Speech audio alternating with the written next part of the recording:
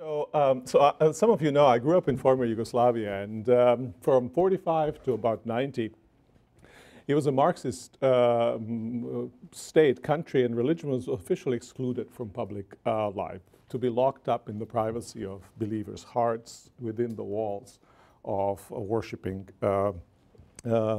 buildings, with the goal of making finally religion kind of vanish. And yet religion did play kind of subterranean political life, an act of worship, even act of public confession. Even me showing up with a cross around my neck was a political act, subversive political act. And often these houses of worships were places where resistance to the regime was being kind of plotted silently. And then after 1990, kind of religion burst into the public scene and played a role, and played, well, not such a glorious role in ethnic conflicts in the former Yugoslavia. And I think there may be relationship between the suppression of religion on the one hand and its inglorious role in fomenting conflict. Religion was suppressed, and partly it was suppressed for ideological reasons. It was a Marxist regime. But partly it was suppressed because during the World War II, there was significant element of religion in the fighting between various ethnic groups. And so atrocities were committed either in the name of religion, or if not in the name of religion, at least with a blessing of religion. So it was suppressed, and suppression contributed to this conflict. And religion was partly suppressed because, or religion was partly violent in the 90s, because it was suppressed, and suddenly people wanted to lead their lives as they saw fit, and they wanted to kind of resist these encroachments of state and also of others upon their religious lives. But I think primarily it was violent because it functioned as a marker of contested ethnic identity and less as a genuine way of life. It was a way to demarcate groups and give an aura of sanctity to the group of belonging, rather than a way of embracing a way of life. You could be an atheist and Orthodox at the same time. No problem with that at all. And so two lessons were forced upon me as I was growing up, and that is, or two issues and two challenges: how to diminish the role of religion in fomenting conflict, and how to make it practice of religion as an agent of reconciliation. And then how to create space for religious agents to express and bring to bear faith on all spheres of life. These two issues were fundamental in former Yugoslavia. And I think they're also fundamental and have been fundamental throughout the course that we have had. And faith's role as peacemakers and faith's contribution in making globalization serve human flourishing and the common good, those were kind of two axes around which we organized the course. And as it turns out, of course, these two don't often sit very easily next to together, right? The more people bring their religious convictions to bear on public issues in a pluralistic setting, well, there's some likelihood that they're going to come into conflicts with one another. And that's the challenge that we are facing, I think, today. How to have religions who are, on the one hand, religious people free and active. On the other hand, how to diminish conflicts that partly result from that in a shrunken world. So, and I think there are two sets of issues that we have to attend when we think about these issues, and those are the sets of issues that concern the character of globalization, and the other set of issues is that concern the character of faiths themselves. What does it mean to have multiple faiths in one common world? So diverse faiths and their role in the context of globalization. So there are, I think, in terms of things that we've covered in the course, there are kind of two sets of conditions for faiths to function well in the context of globalization, so that faiths and globalization processes don't go onto a collision course. And one set of conditions concerns kind of political institutions and governments.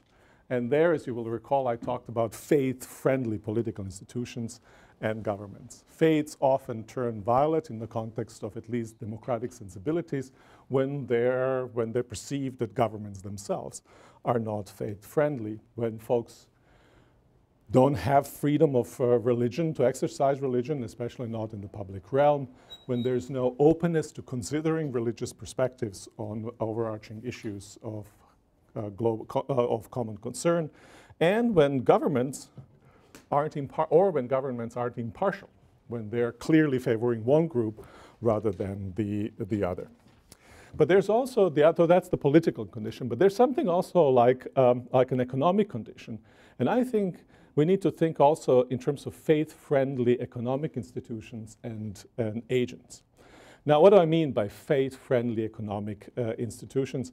I don't mean so much faith-friendly in terms of ability of people of faith to express their faith within the space of the workplace, although that may be part of religious freedom as well.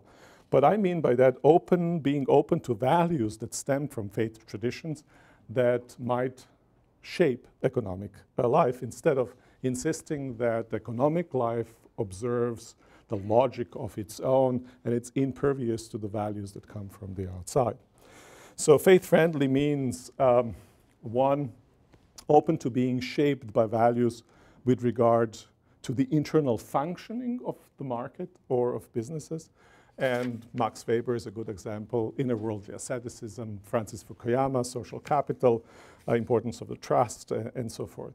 But faith-friendly also means open by being shaped by values with regard to the purposes of markets of the market and of businesses.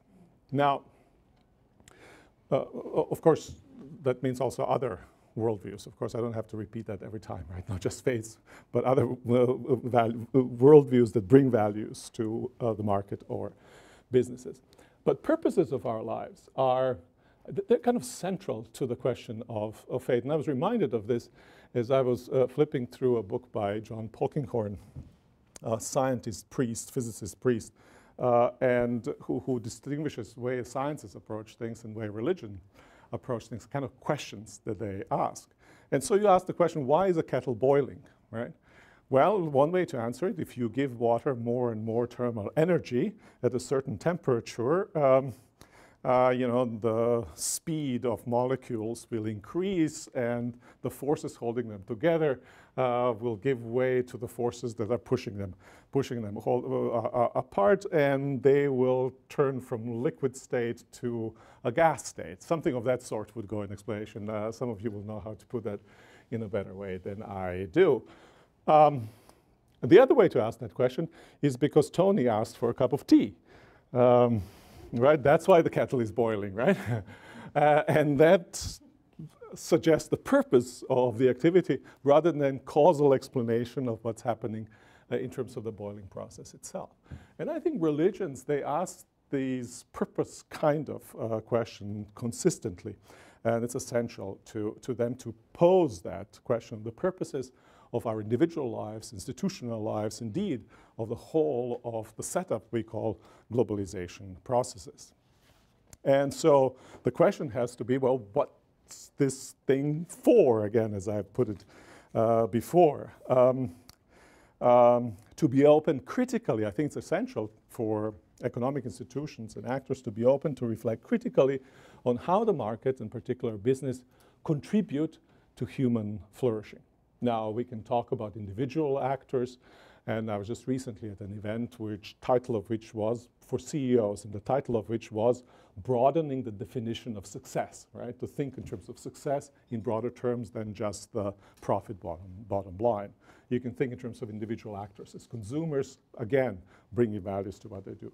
Maybe it's more difficult to think about purposes with regards to individual businesses and corporations, although there too, I mean, stuff that I read, and Doug will tell me whether that makes any sense or not, whether they will go anywhere or not, but there's a lot of talk, right, about something like triple bottom line, people, planet, and profit, right? You know, people of faith traditions can do something with that, less if the only concern is the profit, right? And the same is true also with the market as a whole, national economies. Some folks talk about economy as if people and planet mattered, or there are these attempts to redefine how we measure gross domestic product. Is a kind of strange way of measuring success. But there's this weird thing of gross happiness product or something like that, that people are trying to. Read the speech by a king of Bhutan about about this question. But you know, on the other hand, you know, I don't know who's. I think Kennedy said something like this: nothing that truly matters is measured by gross domestic product. Right? And that may be controversial, but at any rate, alternative is this: if globalization, if its political, economic aspects, as well as its technological, cultural, other aspects, if it's close to being shaped by visions of human flourishing and values associated with it, then it will be on a collision course with religious traditions. If, on the other hand, globalization is open to be shaped by visions of human flourishing, I think there may be a tension-laden relationship, but nonetheless, it will be a relationship that will be a beneficial one. Now, that's in terms of relationship between faith traditions together and the globalization processes. But of course, that immediately raises the questions of the relationship between faith traditions themselves, because visions of human flourishing differ across faiths, even they differ within a particular faith. So we need dialogue between religions. And to engage in fruitful interfaith dialogue about faiths themselves, as well as about their relationship to globalization, I think we need at least a few things. One of them is we need knowledge, simple. We need knowledge about other faiths, about each other, information about other religions, plain, simple data. But I think we also need kind of deeper kind of knowledge. And that, what I'm going to say now may sound a little bit touchy, feely, maybe not. But somebody has said that the encounter between two persons, there are always four. I think that in an encounter between persons, there are always six. First, it's you and me. Then it's your image of me and my image of you. And then there's my image of myself and your image of yourself. And these things don't quite always overlap. And part and parcel of the dialogues, I think, between religious traditions is not some simply objective information about those religious traditions, but it's also perceptions of oneself in relationship to the other, adjustment of my vision of you with your vision of yourself, and also vice versa. So there's kind of a deeper knowledge that is born out of an encounter. Second thing is, we need to find ways of affirming the truth of a given way of life, religiously defined way of life, and embracing tolerance. Both of these together. Now, there are religious people, there are also secularists, who believe that the affirmation of the truth of one's moral stance is incompatible with tolerance. If so, faiths will always, inevitably clash under the conditions of globalization processes. There's just nothing else, unless faiths end up being profoundly redefined so that the affirmation of truth in their claims is not part and parcel of what they are about. But it is possible to affirm the truth of one's own religion and yet be tolerant, or more precisely, and just because of that, be tolerant. And we have done some study in the Common Word document, which not only affirms on the basis of affirmation of truth of both Islam and Christianity, not only tolerance, but indeed benevolence, indeed beneficence toward others.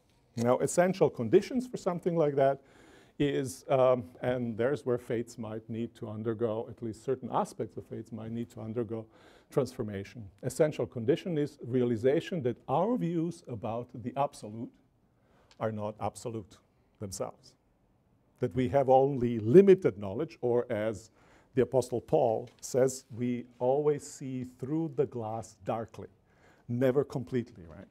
That's a sort of provisionality of all religious knowledge. It's part and parcel of the religious consciousness itself. Not always of the consciousness of all religious actors, right? But it is part and parcel of what many religions claim in their original sources. So realization that our views about the absolute are not themselves absolute. A sense also that we can learn from the other. That other is not there simply to stand next to us, but that he or she is potential source of benefit that can enrich our own perspectives on how we live. And I think most fundamental is shift of emphasis from what is different among faiths to what is common. It's amazing what happens if you just shift the interest from one to the other, right? Because you can make a case for one or the other, depending on what is your primary concern. So we have knowledge of one another, affirmation of truth of a way of life combined with tolerance. And third is common acts of faith. I think relations between faiths are not primarily exchange of ideas, not primarily also engagement in one another, in each other's rituals.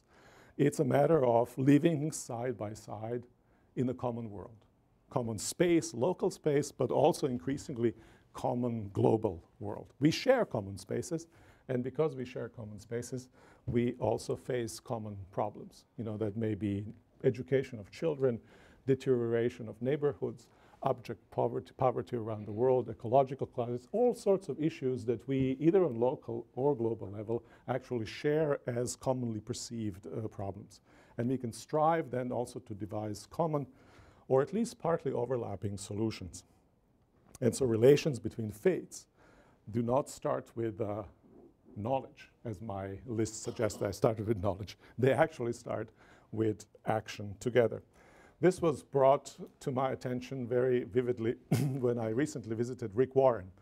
I spoke at his public, at least his civic forum. We had dinner together, and we were talking about this interfaith issues, and he's quite interested in interfaith issues, and then looks me in the face and said, Miroslav, I know you're academic, and you're interested in idea, but ideas are really not the place to start this thing. He says the way you start this thing, and the movement goes from the hand to the heart to the head, right? Three H's, the typical alliteration of a successful preacher, right? Hand, heart, and head. And it, of course, stayed with me just because of that. And it has profound wisdom, right? It's because we act together, are forced to act together in a common world, that we can develop empathy with one another, and from that empathy can develop a deeper understanding as well as interest in overlapping consensus between us. Living together as multiple faiths in a common world. Thank you.